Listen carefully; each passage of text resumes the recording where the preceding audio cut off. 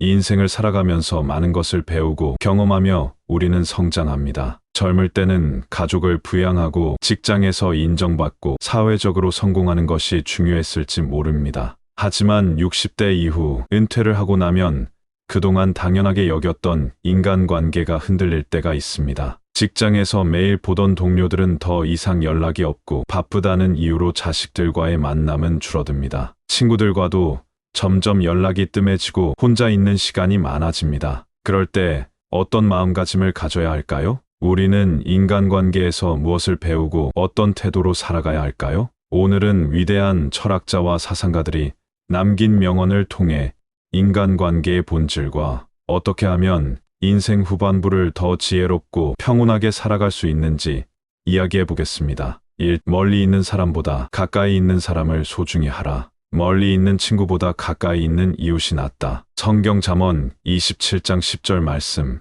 이 명언은 단순한 말처럼 들릴 수도 있지만 인생을 살아보면 깨닫게 됩니다. 우리는 젊을 때 수많은 사람들을 만나고 넓은 인간관계를 유지하려 했습니다. 하지만 나이가 들수록 깨닫게 되는 것은 결국 우리를 챙겨주는 사람은 멀리 있는 친구가 아니라 지금 내 곁에 있는 사람들이라는 사실입니다. 젊을 때는 연락하지 않아도 아무렇지 않았던 친구 관계도 나이가 들면 점점 멀어지고 연락이 끊기기 마련입니다. 멀리 있는 가족이 아무리 소중하더라도 매일 마주치는 이웃, 자주 연락하는 친구, 가까이 있는 사람들의 존재가 훨씬 중요합니다. 예를 들어보겠습니다. 어느 70대 할아버지가 있었습니다. 그는 과거에 성공한 사업가였고 주변에 사람이 많았지만 나이가 들면서 친구들이 하나둘씩 세상을 떠났고 자녀들은 멀리 이민을 가버려 혼자 남게 되었습니다. 그는 처음엔 외로움을 느꼈지만 옆집에 사는 젊은 부부와 친해지면서 인생이 바뀌었습니다. 그들에게 먼저 인사를 건넸고 아이들이 할아버지를 잘 따르면서 가족처럼 지내게 되었습니다. 결국 그에게 가장 소중한 존재는 과거의 인맥이 아니라 바로 지금 내 옆에 있는 사람들이었습니다. 실천법. 지나간 인간관계에 집착하지 말고 가까운 사람들에게 관심을 가지세요. 이웃과 가볍게 인사를 나누는 것부터 시작하세요. 가까운 친구나 가족과 연락을 먼저 해보세요. 새로운 인연을 만들려면 먼저 다가가는 용기가 필요합니다. 이 관계를 유지하는 가장 좋은 방법은 기대를 줄이는 것이다. 기대를 줄이면 실망도 줄어든다. 탈무드. 우리는 인간관계에서 기대를 많이 합니다. 자식이 부모를 자주 찾아와 주기를 기대하고 친구가 먼저 연락해 주기를 기대하며 배우자가 늘 내 마음을 알아주기를 기대합니다. 하지만 기대가 크면 실망도 큽니다. 특히 부모가 자식에게 기대하는 것이 크면 클수록 섭섭함도 커질 수밖에 없습니다. 내가 너를 이렇게 키웠는데 왜 연락이 없냐? 내가 널 위해 희생했는데 너는 왜 신경을 안 쓰냐? 이런 생각이 들 때마다 우리는 상처받고 결국 관계가 더 멀어지게 됩니다. 사례를 들어보겠습니다. 어느 어머니는 아들에게 자주 전화를 했습니다. 아들이 결혼하고 가정을 꾸린 후에는 예전처럼 자주 연락이 오지 않았습니다. 처음엔 속이 상했지만 어느 날 문득 이런 생각을 했습니다. 아들은 이제 자기 가족이 가장 우선이겠지. 내가 섭섭해하기보다는 아들을 응원해주고 싶다. 그녀는 아들에게 서운함을 표현하기보다는 아들이 필요할 때 편하게 연락할 수 있도록 배려했습니다. 그러자 신기하게도 오히려 아들이 더 자주 연락을 하게 되었습니다.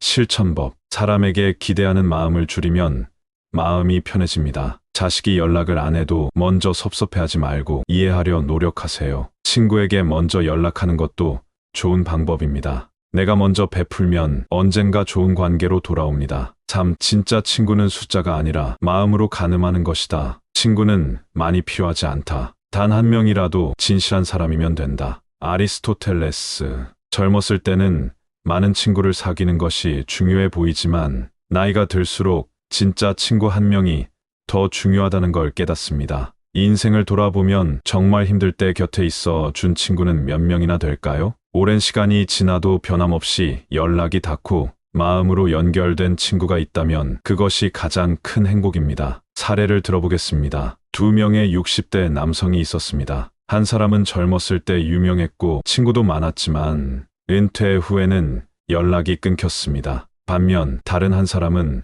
오랜 친구 단 한 명과 꾸준히 연락을 유지했습니다. 그들은 함께 여행도 다니고 취미 생활도 즐기면서 은퇴 후에도 풍요로운 삶을 살았습니다. 결국 중요한 것은 몇 명이 있느냐가 아니라 진짜 마음을 나눌 사람이 있느냐입니다. 실천법. 많은 사람에게 신경 쓰기보다 진짜 친구 한두 명과 깊은 관계를 유지하세요. 오랜 친구와 연락을 끊지 않도록 노력하세요. 새로운 친구를 사귀는 것도 중요합니다. 인간관계에서 숫자가 아닌 진정성을 중요하게 생각하세요. 말을 줄이고 경청하는 사람이 사랑받는다. 말을 아끼는 자는 지혜로우며 경청하는 자는 사랑받는다.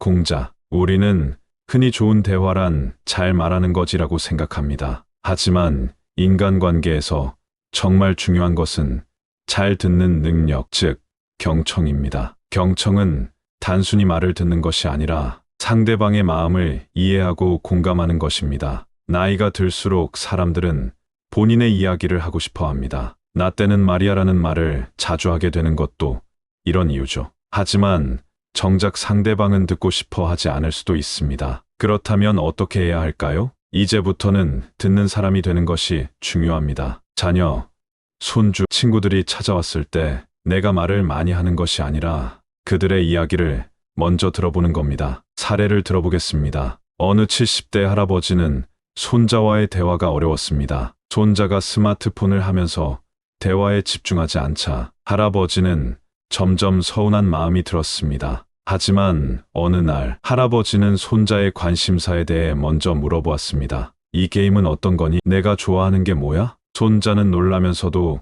기뻐하며 자신의 관심사를 설명했고 이후 두 사람의 대화가 훨씬 더 많아졌습니다. 경청은 단순히 입을 닫는 것이 아니라 마음을 여는 것입니다. 상대방이 어떤 이야기를 하고 싶어 하는지, 무엇을 중요하게 생각하는지 들어보세요. 그 순간 관계는 한층 더 깊어집니다.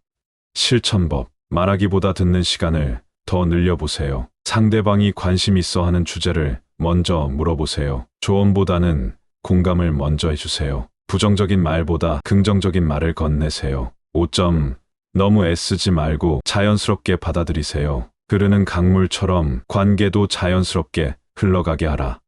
노자. 어떤 관계든 억지로 유지하려 하면 오히려 더 힘들어지고 지치게 됩니다. 우리는 종종 이렇게 생각합니다. 왜 저 사람은 나에게 관심을 주지 않을까? 왜 연락을 안 할까? 왜 나만 노력해야 할까? 이런 마음이 들 때마다 스트레스를 받기 마련이죠. 하지만 인간관계는 강제로 붙잡을 수 있는 것이 아닙니다. 때로는 자연스럽게 흘러가게 두는 것이 더 좋은 방법입니다. 사례를 들어보겠습니다. 한 60대 여성이 있었습니다. 그녀는 젊었을 때 친했던 친구들과의 관계를 유지하려고 했습니다. 자주 연락하고 만나자고 했지만 친구들은 바쁘다는 이유로 점점 연락이 뜸해졌습니다. 처음에는 속상했지만 어느 순간 그녀는 새로운 관계에 눈을 돌리기로 결심했습니다. 그녀는 동네 모임에 나가기 시작했고 새로운 친구들과 여행을 다니면서 예전보다 훨씬 더 즐거운 삶을 살게 되었습니다. 우리는 지나간 관계에 집착할 필요가 없습니다. 관계는 자연스럽게 흘러가는 것이고 멀어지는 사람도 있으면 가까워지는 사람도 있습니다. 이것이 바로 인간관계의 자연스러운 흐름입니다.